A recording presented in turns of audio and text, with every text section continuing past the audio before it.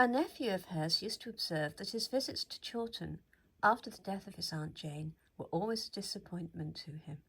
From old associations, he could not help expecting to be particularly happy in that house, and never till he got there could he realize to himself how all its peculiar charm was gone. It was not only that the chief light in the house was quenched, but that the loss of it had cast a shade over the spirits of the survivors.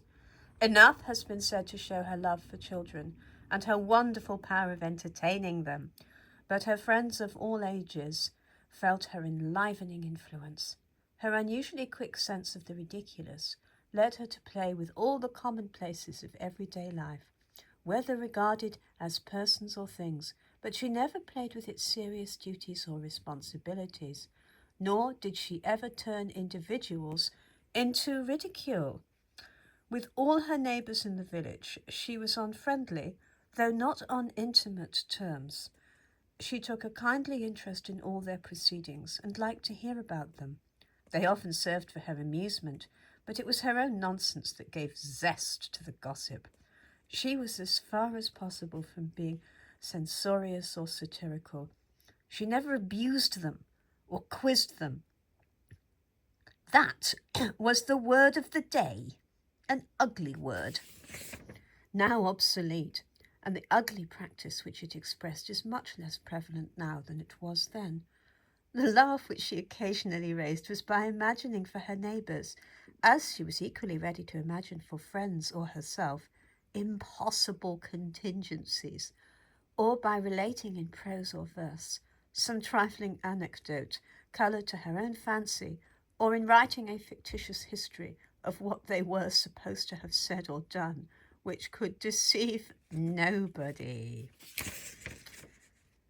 I believe that all this nonsense was nearly extempore, and that the fancy of drawing the images from America arose at the moment from the obvious rhyme which presented itself in the verse of one of her poems. The following extracts are from letters addressed to a niece, who was at that time amusing herself by attempting a novel, probably never finished, certainly never published, and of which I know nothing but what these extracts tell. They show the good-natured sympathy and encouragement which the aunt, then herself occupied in writing Emma, could give to the less matured powers of the niece.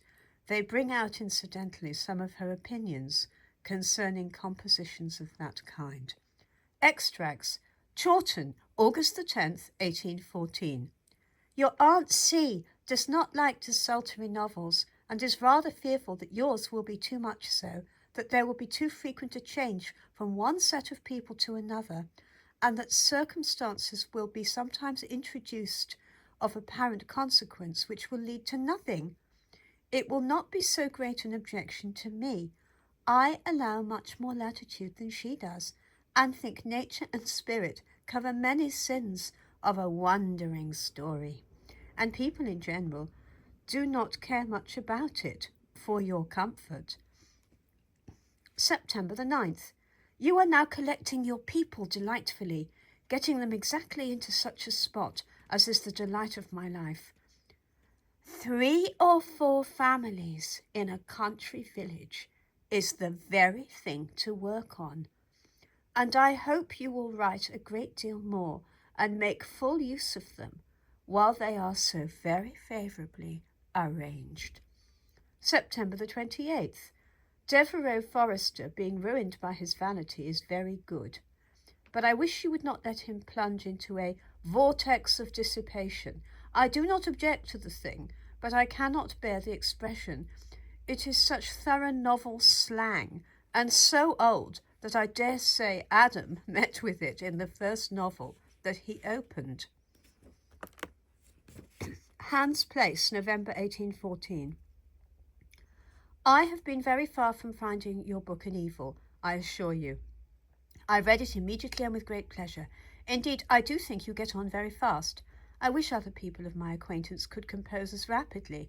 Julian's history was quite a surprise to me. You had not very long known it yourself, I suspect, but I have no objection to make to the circumstance. It is very well told, and his having been in love with the aunt gives Cecilia an additional interest with him. I like the idea. A very proper compliment to an aunt. I rather imagine, indeed, that nieces are seldom chosen but in compliment to some aunt or other. I dare say your husband was in love with me once, and would never have thought of you if he had not supposed me dead of a scarlet fever. Jane Austen was successful in everything that she attempted with her fingers. None of us could throw spillikins in so perfect a circle, or take them off with so steady a hand. Her performances with cup and ball were marvellous.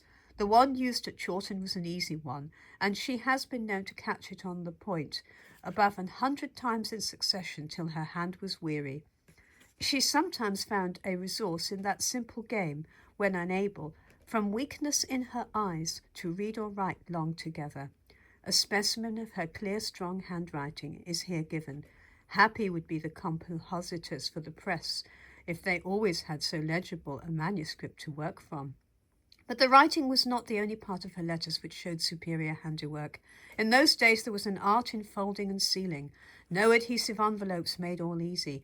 Some people's letters always looked loose and untidy, but her paper was sure to take the right folds, and her sealing wax to drop into the right place.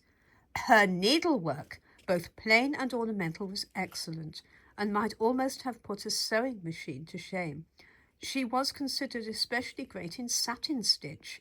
She spent much time in these occupations, and some of her merriest talk was over clothes, which she and her companions were making, sometimes for themselves and sometimes for the poor. There still remains a curious specimen of her needlework made for a sister-in-law, my mother. In a very small bag is deposited a little rolled-up housewife, furnished with minikin needles and a fine needle.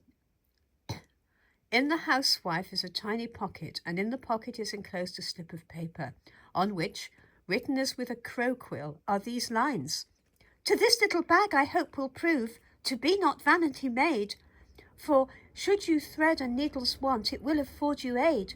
And as we are about to part, 'twill serve another end, for when you look upon this bag, you'll recollect your friend." It is the kind of article that some benevolent fairy might be supposed to give as a reward to a diligent little girl.